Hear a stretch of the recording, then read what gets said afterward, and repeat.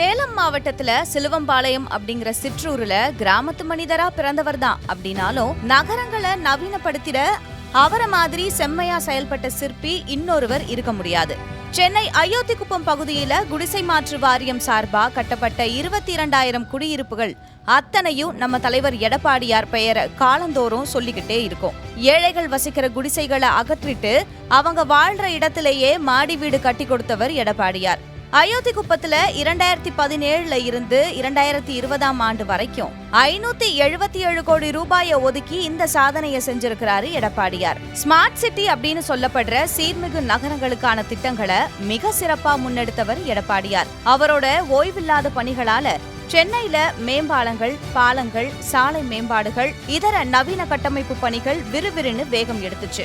போரூர் ரவுண்டானா மேம்பாலம், பல்லாவரம் கீழ்கட்டளை மேம்பாலம், சென்னையிலேயே மிக நீளமான மேடவாக்கம் மேம்பாலம், பெருங்களத்தூர் மேம்பாலம், வேளச்சேரி மேம்பாலம், கோயம்பேடு மேம்பாலம், இது எல்லாம் கட்டி கொடுத்தவர் எடப்பாடியார் தான். இது மாதிரி மதுரை, சேலம், கோவைன்னு தமிழ்நாட்டோட எல்லா மாவட்டங்கள்லயும் எடப்பாடியார் திறந்து வச்ச பாலங்களும் மேம்பாலங்களும் இன்னைக்கும் எடப்பாடியாரோட புகழ பாடுது. சென்னை மெட்ரோ ரயில் திட்டத்துக்கு மாநில அரசோட நிதியை ஒதுக்கீடு செஞ்சு அந்த திட்டத்தை மக்கள் பயன்பாட்டுக்கு கொண்டு வந்தாரு.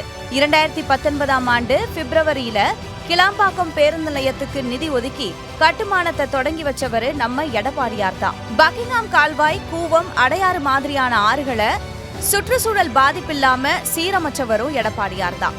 சென்னையில காமர்ஸ் ஜோன், தரமணி, DLF சைபர் சிட்டி அப்படின்னு பல தொழில்நுட்ப பூங்காக்கள் அவரோட பெயரை சொல்லுது. தமிழ்நாட்டுல 32 மாவட்டங்கள் இருந்த நிலையில 33வது மாவட்டமா தென்காசியை உருவாக்கி அந்த மாவட்ட மக்களோட நீண்டகால கோரிக்கையை நிறைவேற்றினாரு. இதே மாதிரி விழுப்புரம் மாவட்டத்துல இருந்து கள்ளக்குறிச்சி மாவட்டத்தை உருவாக்கினாரு. தமிழ்நாட்டோட 35வது மாவட்டமா திருப்பத்தூரையும் 36வது மாவட்டமா ராணிப்பேட்டையையும் தொடங்கி வச்சாரு நம்ம எடப்பாடியார். புது நகரங்களை மேம்படுத்துறதுல தீராத ஆர்வத்தோட இருந்த எடப்பாடியார் 37வது மாவட்டமா காஞ்சிபுரத்துல இருந்து செங்கல்பட்டையும் 38வது மாவட்டமா மயிலாடுதுறை மாவட்டத்தையும் உருவாக்கினார் எடப்பாடியார். அதாவது எந்த தலைவரும் செய்யாத ஒரு சாதனையா தன்னோட ஆட்சி காலத்துல 7 புதிய மாவட்டங்களை உருவாக்கிய பெருமை அவருக்கு மட்டும்தான் இருக்கு. எம்ஜிஆர் நூற்றாண்டு விழா நாகர்கோவில்ல நடந்தப்போ நாகர்கோவில மாநகராட்சியா தரம் உயர்த்தி அறிவிச்சாரு. அதே மாதிரி ஹோசூர், ஆவடியையும் மாநகராட்சிகளா தரம் உயர்த்தி நகரங்களை உருவாக்கிய நாயகனா உருவெடுத்தாரு எடப்பாடியார்.